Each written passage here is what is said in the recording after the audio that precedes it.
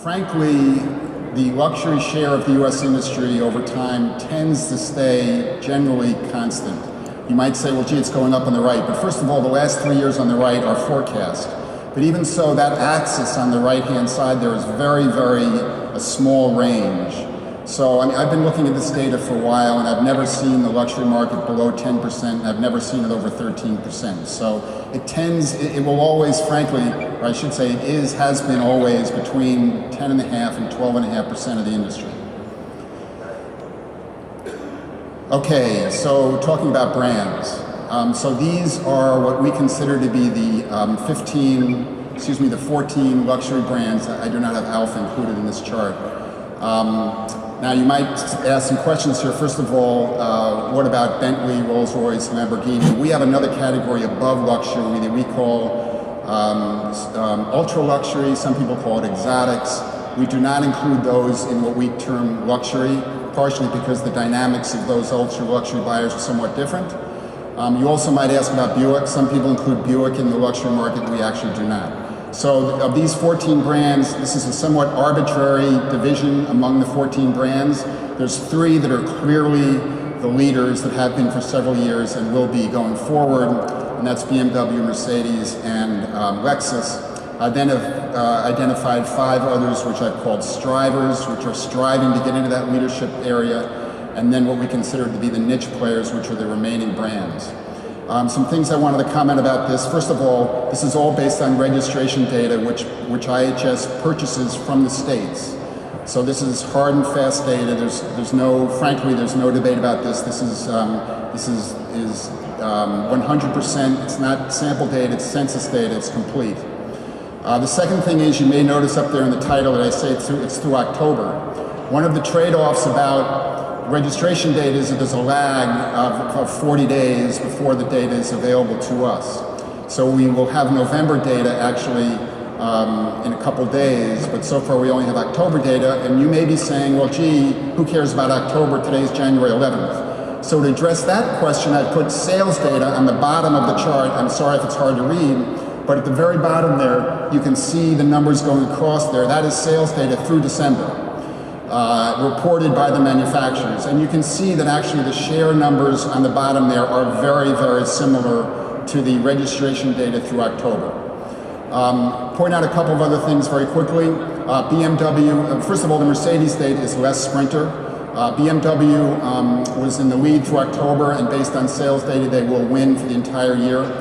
However, I do want to mention in terms of these 3 brands, BMW and Mercedes tend to focus on each other a lot, and there's a lot of visibility around the contest between BMW and Mercedes. I will tell you that anybody who does not take Lexus seriously is making a mistake. First of all, in December, Lexus outsold Mercedes, and second of all, Lexus has been coming back into this market gradually since the 2010-2011 problems with the earthquake and the recall situation, etc. And also Lexus has come back into this leadership area without a small crossover, which their NX has just come out of the market. So really it's going to be a battle among those 3 brands in 2015, there's no question about it. So let me move on to the next chart here. This is a look at the different luxury segments, and the 2 columns there in white show you the share of luxury. The yellow column is the change from one year to the next, and then on the far right are comments going forward. I'd like to briefly talk about each segment. First of all, subcompact. We show that gaining ground this year, and that's because there's more models coming into subcompact. And also, as the manufacturers move downstream for CAFE reasons, you will see more models coming in there, which will help the segment. Compact CUV. Compact CUV is the sweet spot of the market, and this is true for both luxury and non-luxury. We say there on the right that we expect substantial growth in that segment. There's already been substantial growth, but there are many more new products coming in the luxury market in that segment, just like in non-luxury. So that is where the sweet spot is and will continue to be. Mid-size car, sport will be relatively flat. Mid-size car will grow slightly. Full-size SUV and full-size car are interesting segments because they have been going down pretty steadily, same as in non-luxury. However, with the gas prices where they are, we expect a mild, at least short-term rebound for those segments. And then looking at midsize SUV, we expect that to be down slightly because of a movement to small CUV. And then lastly, compact car. You can see there, compact car is the biggest segment in the industry. That's the one with the 3 Series and the C-Class and the A4. That segment is steadily losing ground and has been because of the growth of crossovers, and we expect that trend to continue. Okay, the yellow box on the far left of this chart points out how important leasing is in the luxury market. So nationwide, across all new vehicle transactions, leasing is 22%, but it's double that in the luxury market. So if you want to be successful in the U.S. luxury market, you have to do well in leasing. A couple of reasons for that. One is that the brands are always trying to attract owners from the non-luxury segments, and one way to do that is to have a low monthly payment that competes with low monthly payments from non-luxury segments. And obviously, the way to do that is to offer a lease. Pardon me. Now, the main part of this chart, to me, I find this rather amazing. I mean, if you look at those numbers, this is the biggest segment in the luxury market, which is that C-Class 3 Series segment. The average lease penetration in that segment is 60%. That's average. The Infiniti Q50, which was what used to be called the G, is at 77%, almost 80%. So what does that say? That says that if in this segment, if you want to compete, you have to have a strong relationship with your finance source.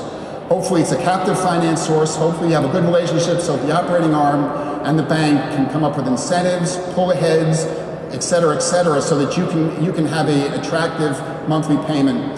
Frankly, the price becomes secondary here, and really what becomes the focus is your monthly payment.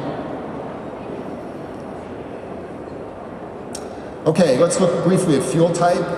So we are able to track fuel type over time, and I'm sorry if this is a bit complicated. The blue line, the light blue line, which is going down from left to right, that's gasoline, and that corresponds to your right-hand axis. That's the only way you can get gasoline on the same chart is to use two different axes because gasoline is so high. But at any rate, you can see gasoline going down. But if you look at the numbers and you look at the axis on the right-hand side in blue, you can see that gasoline remains the dominant fuel type in the luxury market, same way as in non-luxury. The electric vehicle is that light green on the bottom. I will tell you, in the luxury market, there are only 3 electric vehicles. There's and it's dominated by the Tesla Model S. The other 2 are the Mercedes B-Class and the BMW i3. That's it. So at any rate, but you can see that electrics remain less than 1%, and you can see that hybrid, which is the blue line that's going up, and diesel, which is the red line, they are going up, but they remain in the vicinity of 3%, and this is also similar to non-luxury.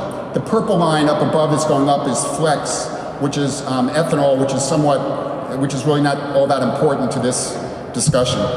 But I thought you'd be interested in seeing what's happened this year in gas prices, in fuel type, because of the gas price changes this year. So I did it this year by month. So this is just 2014 by month, and you can see a different pattern. First of all, look at how gas penetration jumped from July to August.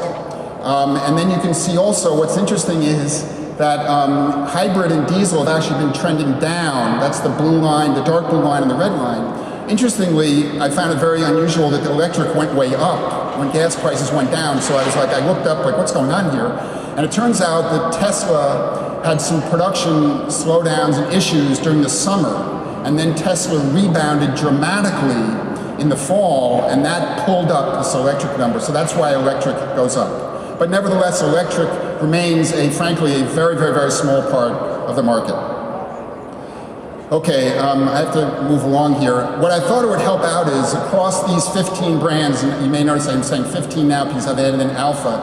I thought it might help sort of give you a feel for the market if you're able to see the breadth of the product portfolios across the brands.